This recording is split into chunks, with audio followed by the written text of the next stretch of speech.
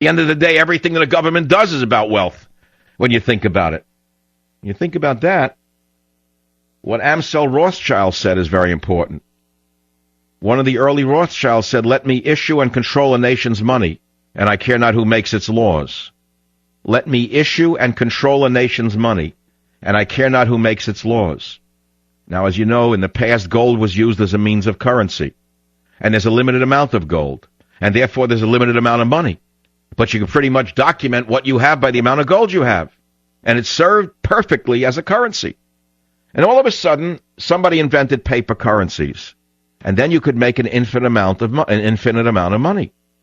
Now, if you know even the most basic things about finance, if you have an infinite supply of currency, meaning you can print as much of it as you want, this will cause an inflation. You understand that? This will cause an inflation. So as I speak, as I pointed out in Trickle Up Poverty over and over again, the whole Wall Street chapter, they rigged the whole system to collapse in order to usher in Obama, and now they're issuing $800 million in so-called bonds. What does that mean, issuing $800 billion in bonds? What they're doing is they're printing money again, and they're going to devalue the value of the dollar again. If you have an infinite supply of currency, it will cause an inflation. And so what they're doing is they're causing inflation under the guise of issuing bonds. And this is a method to exploit wealth from the American people. By playing with the supply of money, they are decreasing the wealth of the American people. Do you understand what's being done? So what would you like to talk about in the Savage Nation? I mean, I've done my work for you already. You want to talk about, the currency thing I brought up? You want to talk about the Rothschilds? You want to talk about the modern-day Rothschilds who are manipulating the currency? You want to talk about how they're doing it to you all over again? You want to talk about how we're liable to wind up with the Weimar Republic, where you need a wheelbarrow full of dollars to buy a loaf of bread, God forbid? Let me issue and control a nation's money, and I care not who makes its laws, Amsel Rothschild. So, there it is. You don't want to believe that either. People are terrified right now about their mortgages. They're terrified about their 401ks. They're terrified about whether the money they have in the bank will be worth anything in a year from now. Nobody knows what's coming tomorrow with these amateur morons running the country. You look at the idiots running the country and tell me you have faith in Tim Geithner, the head of the Treasury, a guy who couldn't even sell his own house on Long Island.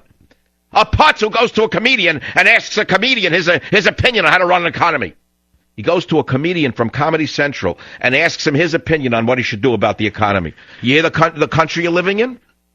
A college teacher who never built a business. A college teacher who never invented anything. A college teacher who never created a service anybody ever actually bought. A college teacher is running America, surrounded by comedians, college teachers, and other inexperienced individuals. And there we are. People are wondering what should they do? Where should they put their money? I don't have an answer for you. I know what I did. A little bit of it anyway. I mean, I told you about gold, and I'm not going to, push this too hard because my biggest sponsor is Swiss America because I believe in them. But the fact of the matter is, what is paper money really? What is paper money when you have a government that has no responsibility? When you have an irresponsible group of children running a country, and they don't know what the heck they're doing. And so they say, let's print more money. We have loads of programs. And after all, Queen Nancy needs to fly around on Air Force jets.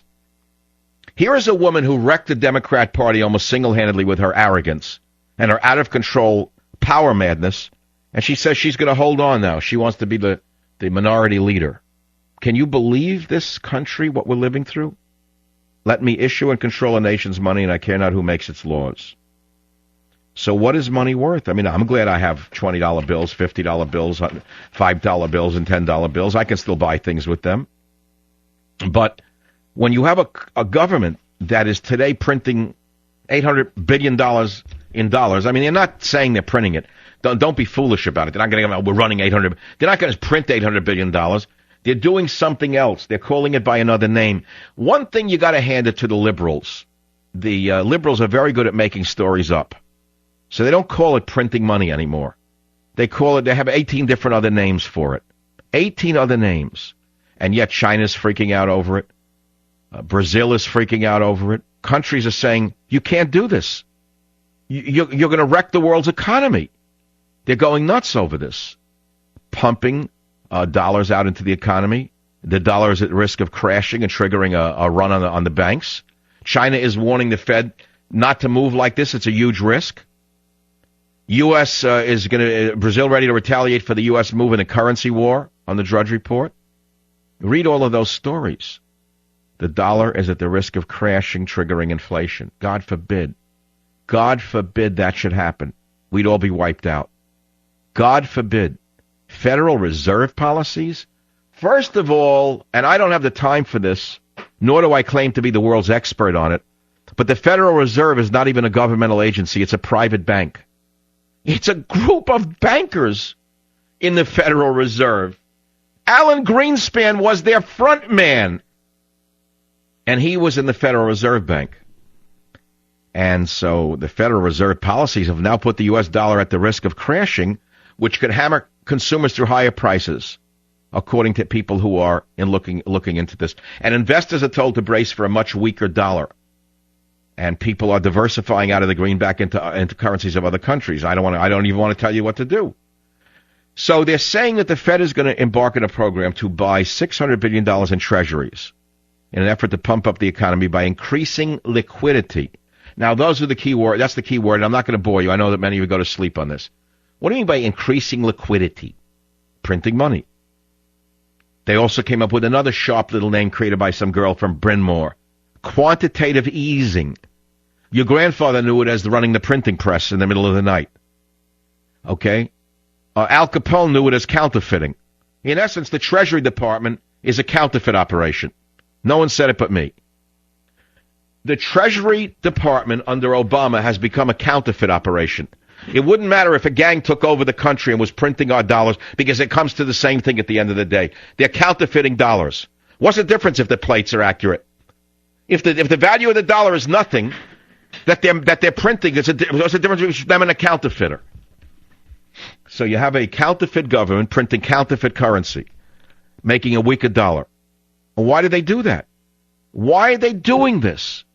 Well, their theory, which they probably learned over a joint and a glass of bad Merlot at the Comedy Central offices.